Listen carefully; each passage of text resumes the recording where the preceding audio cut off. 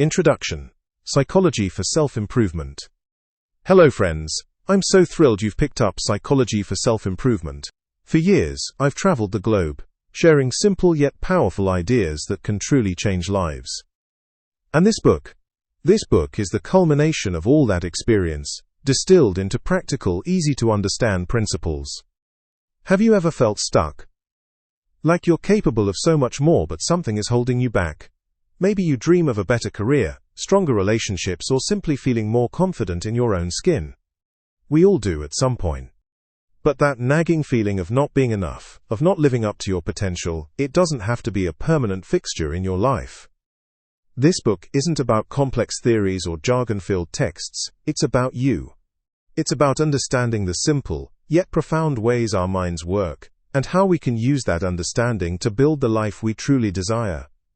Think of your mind as a powerful computer. It's constantly running programs, some helpful and some, well, not so much. These programs are our beliefs, habits, and thought patterns. Some were consciously installed, others were downloaded without us even knowing. Psychology for Self-Improvement will teach you how to identify these programs, delete the ones that are holding you back, the viruses, and install new, empowering ones. This isn't magic, it's practical psychology, broken down into manageable steps. We'll explore topics like understanding your inner critic, that voice that tells you you're not good enough. We'll learn how to quiet it and replace it with a voice of encouragement and self-compassion. Building unwavering self-confidence. Confidence isn't something you're born with, it's a skill you develop. We'll explore practical exercises to boost your self-esteem and believe in your abilities. Harnessing the power of visualization. You can train your mind to achieve your goals by clearly visualizing your success. We'll learn how to create vivid mental images that propel you forward. Breaking free from limiting beliefs, those deeply ingrained ideas about yourself and the world that hold you back from taking risks and pursuing your dreams. We'll learn how to challenge and change them. Developing resilience in the face of adversity. Life throws curveballs. We'll learn how to bounce back from setbacks stronger than before, using challenges as opportunities for growth.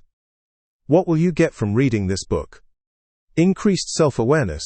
You'll gain a deeper understanding of your thoughts, feelings, and behaviors. Greater self-confidence. You'll believe in yourself and your abilities. Improved relationships. You'll learn to communicate more effectively and build stronger, healthier connections.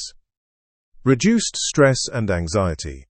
You'll develop coping mechanisms to manage stress and anxiety. A greater sense of purpose and fulfillment. You'll discover what truly matters to you and create a life aligned with your values. Psychology for Self-Improvement is your personal toolkit for creating a more fulfilling and successful life. It's time to take control of your mind, your emotions, and your destiny. Let's begin. Alright, future world changer, grab your hard hat and let's get started. Chapter 1. The Architect Within, Understanding Your Inner Blueprint. Hey you, yes you. Have you ever wondered why some people seem to effortlessly achieve success, while others struggle? It's not just luck, I tell ya. It's all about the blueprint. Not just any blueprint, but your inner blueprint. Think of it like this. If you want to build a house, you wouldn't just start hammering away randomly, right? You need a detailed plan, a blueprint, showing you exactly where the walls go, where the windows are, and how everything fits together. Your life is no different. You have an inner blueprint that dictates how you act, what you believe you can achieve, and ultimately, the results you get in life. This blueprint, it's your self-image. Your self-image isn't some airy-fairy concept, it's the mental picture you have of yourself. It's what you believe to be true about yourself, your strengths, your weaknesses, your capabilities. And here's the kicker. Your actions are always consistent with this self-image. Want to get a better job? Start seeing yourself already succeeding in that role. Want to improve your relationships? Start believing you are worthy of deep, meaningful connections. Now the exciting part, many of these blueprints were created unintentionally, maybe even by well-meaning parents, friends, or even those negative voices from social media. Maybe someone told you as a kid, you're just not good at math. Bam! A faulty wire got installed in your blueprint. Or maybe you failed at something once and now believe, I'm a failure. Oops! That's a cracked foundation in your inner home. But guess what? You are the architect. Now, you have the power to review, revise, and completely rebuild your inner blueprint. You can identify those limiting beliefs, those faulty wires, and those cracked foundations. You can replace them with strong, supportive structures that will help you build the life you truly desire. This journey begins with awareness. Start paying attention to your thoughts, the stories you tell yourself about who you are. What are your strengths? What are your skills? What are your capabilities? Write them down. Focus on the positive. You're about to construct the life of your dreams. Let's build. Okay, get ready to rev your engines. We're diving into Chapter 2, Breaking Free from Limiting Beliefs, the Storyteller's Dilemma. Listen up, champion. Your mind is an incredible storyteller. It's constantly weaving narratives about yourself, the world, and what's possible for you. But here's the kicker. Not all stories are created equal. Some empower you, others keep you chained to the past. Limiting beliefs? They're like old, dusty scripts that have been running for far too long. They're the, I'm not good enough, the, I'll never be successful, the, I'm just not lucky. Sound familiar? These are the stories you tell yourself, maybe even subconsciously, that hold you back from reaching your full potential.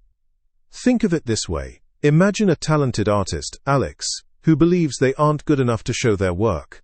They tell themselves, my art isn't as good as everyone else's. This belief, this story, keeps Alex hidden away, preventing them from sharing their gifts with the world and experiencing the joy of success. This is a huge loss, not just for Alex but for everyone who could have been touched by their art. So how do we rewrite these limiting stories? It's time to become the author of your own life. Here's your action plan. 1. Identify the culprits. What are the negative stories you're constantly telling yourself? Write them down. Be brutally honest. I'm not smart enough to learn this new skill. I'm not worthy of a loving relationship. List them all. 2. Challenge the evidence. Is there really factual evidence to support these beliefs? Or are they based on one bad past experience, or something someone once told you? Question everything. Maybe you failed one test, but that doesn't mean you're not smart. 3. Rewrite the narrative. Once you've challenged the belief, craft a new, empowering story. Change I'm not good enough to I am capable of learning and growing. Each mistake is a step towards success. Reframe the narrative and start telling your new story out loud. 4. Practice, practice, practice. Repetition is key. The more you tell yourself the new story, the more it will become your reality. Replace those old tapes with your power anthem. You've got the power to change your story, my friend. You've got the power to break free. Now go out there and write a bestseller. Chapter 3. Setting your internal GPS. Defining clear goals and desires. Alright, champion, let's talk about navigation. You wouldn't start a road trip without knowing where you're going, would you? So why are you navigating life without a clear destination? That's where setting goals, defining your desires comes in. Think of it as installing a powerful GPS inside your mind. Vague goals are like a blurry map. I want to be successful sounds nice, but what does successful actually mean to you? Does it mean financial freedom, a fulfilling career, a loving family, or climbing Mount Everest? You need specifics. Instead of, I want to be successful, try, I want to save $5,000 in the next 6 months. Or, I want to start a blog and publish 1 article per week for the next 3 months. See the difference? These are clear, specific, and measurable. You know exactly what you're aiming for and how to track your progress. Imagine a young man named Ben. He felt lost. When I asked what he wanted, he said, I just want to be happy. Noble goal, Ben, but too vague. We dug deeper. Ben realized that happiness, for him, meant having more time to spend with his family, feeling less stressed about work, and contributing to his community. Suddenly we had something concrete. We set goals like, reduce work hours to 40 per week within 3 months. Measurable. Volunteer at the local soup kitchen for 2 hours every Saturday. Specific. And, schedule 1 family game night per week. Actionable. Now that's a GPS, leading him to his definition of happiness. The power of visualization is key here. Close your eyes and see yourself achieving your goal. Feel the excitement, the pride, the satisfaction. The more vividly you can imagine it, the more your subconscious mind believes it, and the more driven you become. Don't let vague aspirations steer you astray. Get crystal clear on what you want, define your goals, build your internal GPS. And then, my friend, prepare to arrive at your desired destination. You've got this. Chapter 4. The Power of Positive Self-Talk, Your Inner Cheerleader. Hey there, champion. Are you ready to unlock the superhero inside you? Guess what? You already have the key. It's your inner voice, that little chatterbox in your head. That's your best friend, or worst enemy. And right now, we're going to make sure it's firmly on your side, cheering you on to victory. Think about it. You wouldn't let someone walk up to you and constantly tell you you're not good enough, would you? So why do you let yourself do it? Negative self-talk is like a sneaky weed, strangling your confidence and holding you back from reaching your full potential. But here's the great news. You can reprogram that inner voice. You can replace that critical commentary with powerful, positive affirmations. It's like hiring your own personal cheerleader, 24/7. Instead of thinking, I'm going to mess this presentation up, train yourself to think, I've prepared well, I'm knowledgeable, and I can deliver this with confidence. See the difference? It's huge. How do we do this, you ask? It's simpler than you think. 1. Catch yourself in the act. Pay attention to your thoughts. What are you saying to yourself throughout the day? Are those thoughts building you up or tearing you down? Awareness is the first step. 2. Challenge the negativity. Once you identify a negative thought, question it. Is it really true? Is there evidence to support it? Often, the answer is no. 3. Flip the script. Transform that negative thought into a positive affirmation. Here's an example. Negative thought, I'm not good at public speaking. Positive affirmation, I'm improving my public speaking skills with every opportunity. I am a confident and engaging speaker. 4. Amplify the positive. Repeat your affirmations regularly. Write them down, say them out loud, visualize them. The more you reinforce these positive messages, the stronger they become. Let's say John is learning to play the guitar. Instead of thinking, I'll never learn those chords, John can try to practice positive self-talk and think, it might be difficult at first, but with practice I can learn those chords and play my guitar beautifully. But remember, positive self-talk isn't about delusional optimism. It's about realistic encouragement. It's about acknowledging your strengths, focusing on your progress, and believing in your ability to learn and grow. So, start today. Be your own cheerleader. You've got this. I believe in you. And it's time you started believing in yourself too. Now go out there and make some noise. You are amazing. All right, champion, grab your pen, because we're about to unleash the most powerful tool you possess, your imagination. Chapter 5 is all about mastering the art of visualization, creating your future today. Listen up, because this isn't just some fluffy new age concept. This is about programming your mind for success. You know how athletes mentally rehearse their performance before a big game? They see it, feel it, taste it, and hear the roar of the crowd before they even step onto the field. That's visualization, baby. Think of your mind as a superpowered projector. What are you projecting onto the screen of your life? Doubt, fear? Or are you beaming scenes of triumph, joy, and incredible achievement? The choice is yours. Here's the step-by-step guide to turbocharging your visualization skills. 1. Get crystal clear. What exactly do you want? Don't be vague. I want to be successful is weak. I want to land my dream job as a project manager at Innovate Tech, earning a salary of $80,000 by the end of Q3. Now we're talking. Specificity is key. 2. Engage all your senses. Don't just see yourself achieving your goal. Feel the excitement, confidence, and pride surging through you. Hear the sounds of success, the congratulatory words, the applause, the satisfying ding of a deal closing. Smell the success. Maybe it's the aroma of a celebratory dinner or the fresh scent of your new office. Experience it as if it's real. 3. Add emotion. This is where the magic happens. Visualization without emotion is like a car without fuel. You need to feel the joy, the gratitude, the accomplishment. Let those emotions flood you. 4. Practice makes perfect. Don't expect to become a visualization master overnight. Set aside just 5 to 10 minutes each day to practice. Consistency is crucial. Find a quiet place, close your eyes, and immerse yourself in your vision. 5. Believe it to achieve it. This is the kicker. You must believe that what you're visualizing is possible for you. Doubt is the enemy of manifestation. Kick it to the curb. Example time. Let's say you want to become a confident public speaker. Instead of dreading presentations, visualize this. See yourself standing confidently at the podium, a smile on your face. Hear your voice clear and strong, captivating your audience. Feel the excitement and the connection with the people you're speaking to. See the nodding heads, the smiles, the attentive faces. Feel the incredible sense of accomplishment as you deliver a killer presentation.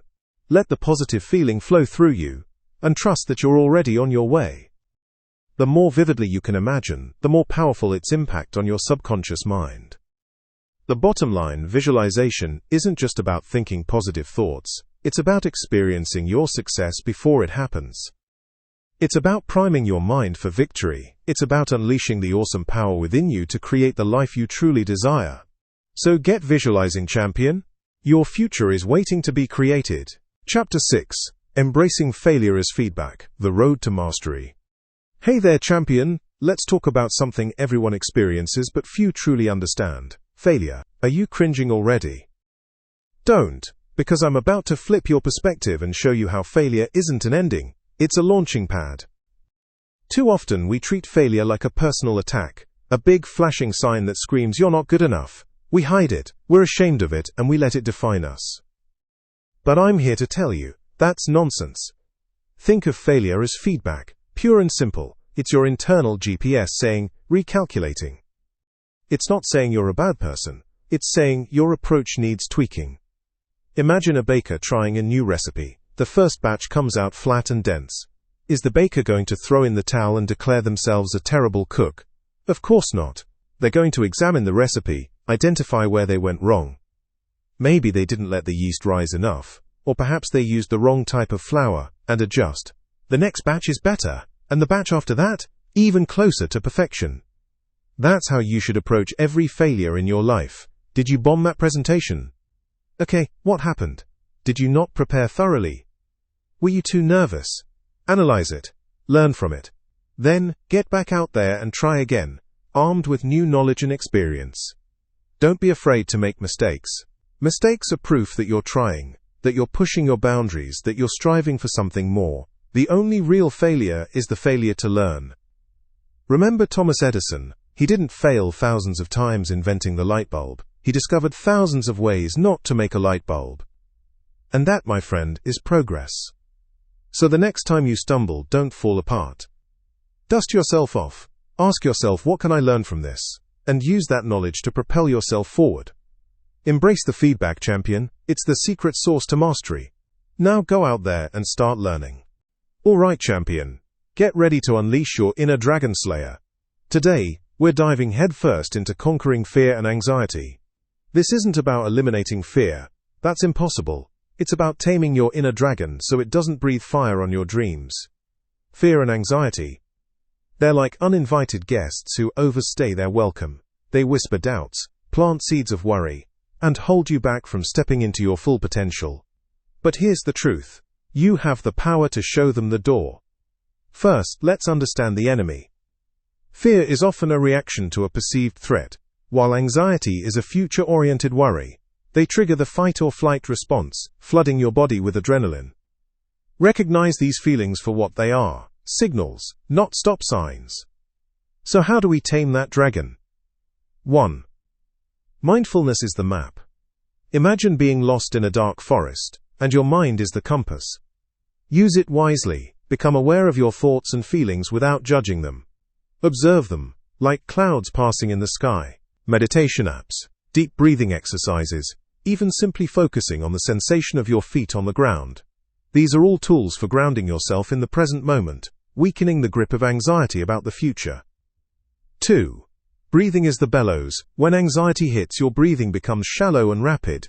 Use your breath as a tool. Try the 4-7-8 technique. Breathe in for 4 seconds, hold for 7 seconds, and exhale slowly for 8 seconds. This activates your parasympathetic nervous system, the rest and digest system, which counteracts the fight or flight response. 3. Cognitive restructuring. Rewriting the fear's script. Your thoughts create your feelings. If your thoughts are negative and catastrophic, your feelings will follow suit. Cognitive restructuring is like rewriting the script of your fears. Challenge those negative thoughts. Ask yourself, is this thought based on fact or feeling? What's the worst that could happen, and could I handle it? What's a more balanced and realistic way of looking at this situation? Example, let's say John is terrified of public speaking. His mind screams, "You'll forget everything, everyone will laugh at you." Instead, John could reframe those thoughts. I've practiced my speech. Even if I stumble, it's okay. Most people are supportive. I'm sharing valuable information. Remember, taming your inner dragon takes practice. It's not an overnight fix. Be patient with yourself, celebrate small victories, and never stop learning. You are stronger than you think. Now go out there and breathe fire.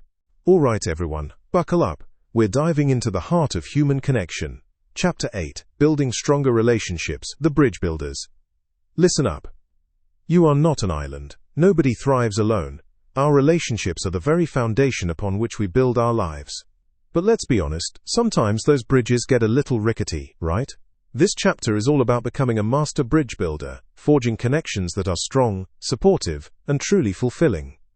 First things first, communication is key, but it's not just about talking, it's about listening. I'm talking about active listening. Ever been in a conversation where you're just waiting for your turn to speak?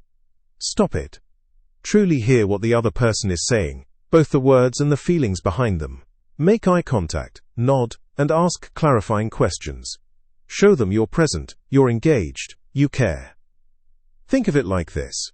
Imagine your friend Alex is telling you about a tough day at work. Instead of jumping in with your own work woes, try saying, "That sounds incredibly frustrating, Alex. Tell me more about what happened." See the difference? Validation and genuine interest go a long way. Now let's talk conflict. Let's face it, disagreements happen, but they don't have to destroy relationships. The secret? Constructive conflict resolution. No name-calling. No bringing up past grievances. Focus on the present issue and use I statements.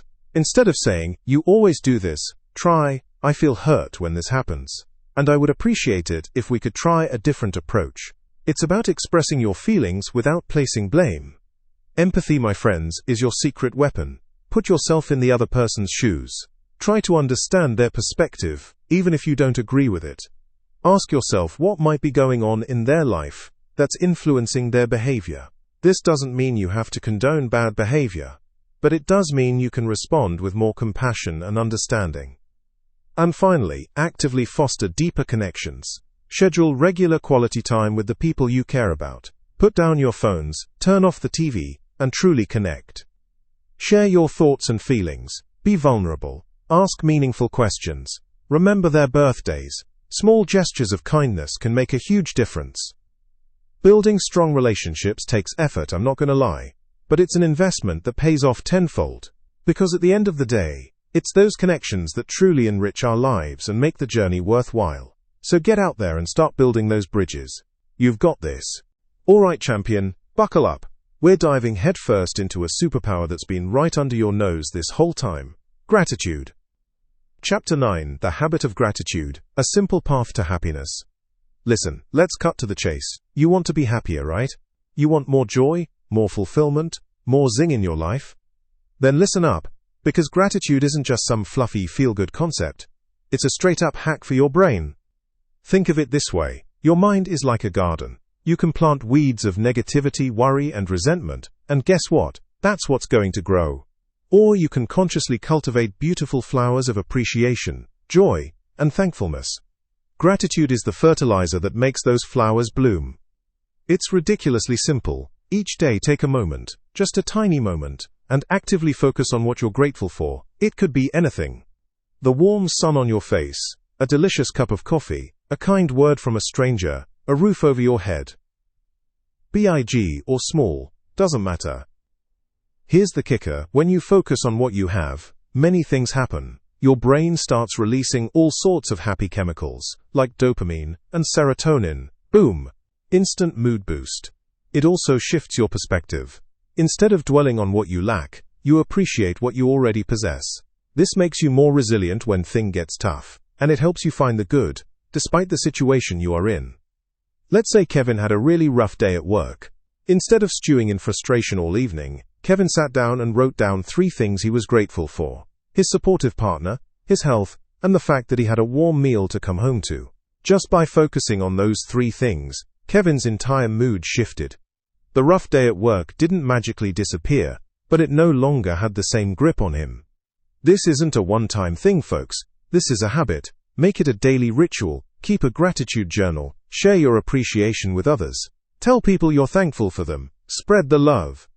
Trust me on this one. Gratitude is a game changer. It's not complicated, it's not expensive, and it's 100% within your control. Start planting those seeds of appreciation today, and watch your happiness bloom. Now go out there and be thankful. You've got this. All right, champion. Let's get down to brass tacks. You've got the blueprint, the map, the vision. Now, let's talk about building the darn house. This is Chapter 10, Taking Action, from Wishful Thinking to Real Results. Listen up. All the positive thinking in the world, all the amazing visualizations, all the perfectly crafted goals, they're worth 0 if you don't actually do something. It's time to stop being a spectator in your own life and get in the game. Procrastination, the dream killer. We all know it. That little voice whispering, "Later, I'll do it later." Procrastination is the silent thief stealing your dreams, one later at a time. How do we defeat this foe? Simple. Break it down. Got a huge goal? Fantastic. But a mountain looks impossible to climb if you're staring at the peak. Instead, focus on the first step. That's it. Just the first step. Small steps, giant leaps. Imagine you want to write a book. Daunting, right? But what if you told yourself, "Today I will write 1 paragraph." That's doable. And guess what? 1 paragraph leads to 2, then a page, then a chapter. Momentum, baby. Action trumps intention. People often say, "I intend to do this," but intention alone is a vapor. Action is the solid fuel that propels you forward. It doesn't matter how perfectly you intend something to be. If you do not take action, the intention remains just that. Build momentum, the flywheel effect. Think of a massive, heavy flywheel. Getting it to move takes a huge effort. But once it starts spinning, it gets easier and easier to keep going. That's momentum. The first few steps are always the hardest. Push through. Once you get moving, it'll become easier and, dare I say, even enjoyable. The 5-minute rule. Feeling stuck? Commit to just 5 minutes of action. Seriously, 5 minutes of writing, 5 minutes of exercise. Often, once you start, you'll find yourself going way beyond 5 minutes. It's a sneaky trick, but it works. Don't wait for perfect. Perfection is a myth. Waiting for the perfect time, the perfect conditions, the perfect outfit. Okay, maybe make sure you're wearing pants. Is just another form of procrastination. Done is better than perfect. Launch that imperfect product. Submit that imperfect application. You can always improve later. The key is to start. Celebrate small wins. Did you write that paragraph? Excellent. Give yourself a pat on the back. Acknowledge your progress. Even small wins build confidence and keep you motivated. You've got this. Stop dreaming and start doing. The world is waiting for you to unleash your potential. Now go out there and make it happen. All right, champion, let's get pumped up for Chapter 11. The resilience muscle, bouncing back from setbacks. Listen up, because life throws curveballs. Nobody cruises through life without tripping, stumbling, or faceplanting spectacularly. The key isn't avoiding the falls, it's how you get back up. That, my friend, is resilience. And guess what? It's not an innate gift, it's a muscle. You can build it, strengthen it, and make it your superpower. Think of it this way. Imagine a rubber band.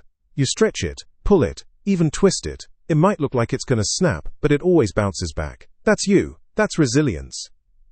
So what are the weights we need to lift to build this powerhouse muscle? 1. Acknowledge the setback. Don't dwell. It's okay to feel disappointed, frustrated, even angry when things go wrong. Don't bottle it up. Feel it, acknowledge it, and then move on. Don't make it your permanent residence. Don't replay the failure over and over. 2. Reframe the situation. This is crucial. Instead of seeing a setback as a catastrophic failure, See it as a learning opportunity. Ask yourself, what can I learn from this? How can I do better next time? Thomas Edison didn't see thousands of failed light bulb attempts as failures.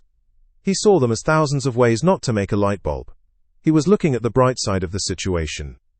3. Focus on what you can control. When things go sideways, it's easy to feel helpless. But there are always things you can control. Your attitude, your effort, your next steps. Put your energy into those things. 4. Practice self-care. After a setback, be kind to yourself. Get enough sleep, eat healthy food, exercise, and do things you enjoy. You need to recharge your batteries. 5. Seek support. Don't be afraid to reach out to your friends, family, or a mentor. Talking about your challenges can help you gain perspective and find solutions. Let's picture an example. Our friend, let's call him Alex, applies for a promotion he really wants. He's confident, he works hard, but he doesn't get it. Does he curl up in a ball and declare his career over? No. He acknowledges his disappointment, step 1. Then asks for feedback from his boss, step 2. He focuses on improving his skills and networking, step 3. He goes for a run to clear his head, step 4, and talks to his mentor for advice, step 5. Alex used the situation to learn, and now he is more prepared to achieve his long-term goals. Remember, setbacks are inevitable. Building resilience is not just about bouncing back. It's about bouncing back stronger. It's about using challenges as fuel to become the best version of yourself. Now get out there and start flexing that resilience muscle. You got this. Okay, get ready to unleash your inner awesome. We're diving into a game changer in personal growth. Self-compassion. Chapter 12. Self-compassion. Treating yourself with kindness. Listen up, champions. You're amazing, capable, and on a journey of constant improvement. But here's the truth. That journey isn't a straight line. There will be bumps, stumbles, and maybe even a full-on faceplant. And when that happens, what's your gut reaction? A brutal self-beatdown. Ugh, I'm such an idiot. Why can't I ever get this right? Stop. Right there. Would you ever talk to a friend that way? If your buddy Mike messed up on a presentation at work, would you call him an idiot? No way. You'd offer encouragement, understanding, and maybe even a beer, responsibly, of course. So why the double standard? Why do we hold ourselves to an impossibly high standard and then punish ourselves when we fall short? It's time to ditch the harsh inner critic and embrace self-compassion. Self-compassion is simply treating yourself with the same kindness, understanding, and acceptance you'd offer a friend in need. It's acknowledging your imperfections, recognizing that everyone makes mistakes, and choosing to respond with empathy rather than judgment. Think about it. You're trying to climb a mountain. Which approach will get you further? Kicking yourself every time you slip, or offering yourself a supportive hand and saying, okay, that was tough, let's try again? How to practice self-compassion. Acknowledge your suffering. Notice when you're feeling down, frustrated, or disappointed. Don't try to brush it aside. Instead, say to yourself, this is tough. This is a moment of suffering. Remember common humanity. You're not alone. Everyone struggles. Everyone makes mistakes. Remind yourself that imperfection is part of the human experience. Think, many people feel this way. I'm not the only one going through this. Offer yourself kindness. This is the crucial part.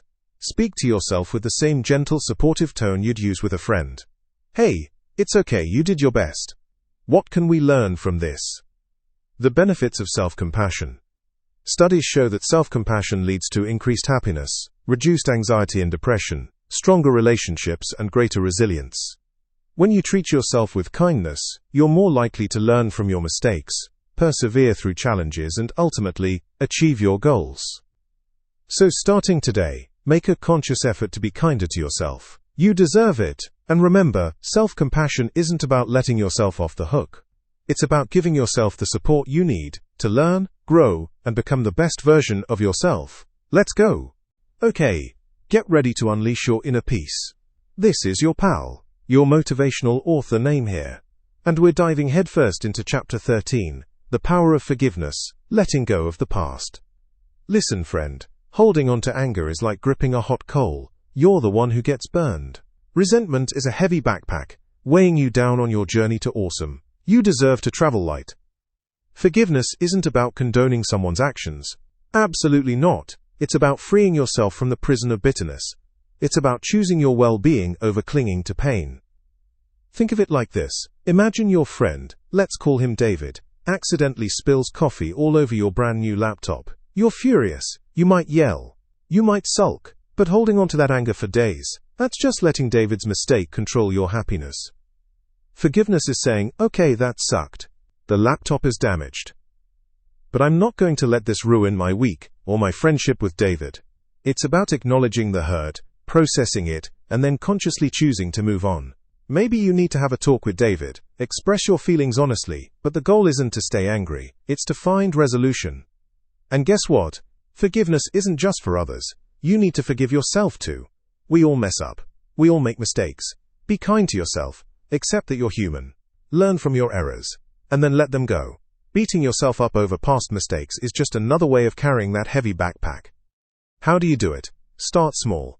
Acknowledge the pain. Ask yourself what you can learn from the situation. Choose to release the negativity, breath by breath. It's a process, not a switch. Some wounds take longer to heal. Be patient with yourself. Trust me, once you embrace the power of forgiveness, you'll feel lighter, happier, and more energized to create the incredible life you deserve. Let it go. Now go out there and shine. Chapter 14, Mindfulness in Everyday Life, Living in the Present Moment. Alright champions, let's talk about something powerful, mindfulness. Ever feel like you're always rushing, always thinking about the next thing? Like your mind is a runaway train? That's where mindfulness comes in. It's about stepping off that train and landing right here, right now. Fully present. Mindfulness isn't some complicated meditation retreat thing, though those can be great. It's simply paying attention, on purpose, to the present moment, without judgment. Think of it as hitting the pause button on all the mental chatter. Why bother? Because life happens now. When we're stuck replaying the past, or worrying about the future, we miss out on the beauty, the joy, even the lessons that are right in front of us. Mindfulness reduces stress by anchoring you to the present, improves focus by training your attention, and boosts your overall well-being by helping you appreciate the small things. So how do we do it? It's easier than you think. Mini mindfulness moments. Mindful breathing. Take 5 deep breaths. Feel the air filling your lungs. Notice your chest rising and falling. That's it, you're being mindful. Mindful eating. Choose one meal a day to savor. Put away your phone, turn off the TV, and pay attention to the flavors, the textures, the aromas. Chew slowly, appreciate the nourishment. Mindful walking. Whether you're going to work or just taking a stroll, notice the sensation of your feet on the ground, the air on your skin, the sounds around you. Walk with intention. Mindful listening. When someone is talking to you, really listen. Put away distractions and focus on their words, their tone, their body language. Show them you're truly present. Turn everyday tasks into opportunities. Washing dishes. Focus on the feel of the water, the scent of the soap, the clinking of the plates. Brushing your teeth. Pay attention to the sensation of the bristles on your gums, the taste of the toothpaste. Even boring tasks can become moments of mindfulness. Mindfulness is a skill. It takes practice. Don't beat yourself up if your mind wanders. Just gently guide it back to the present.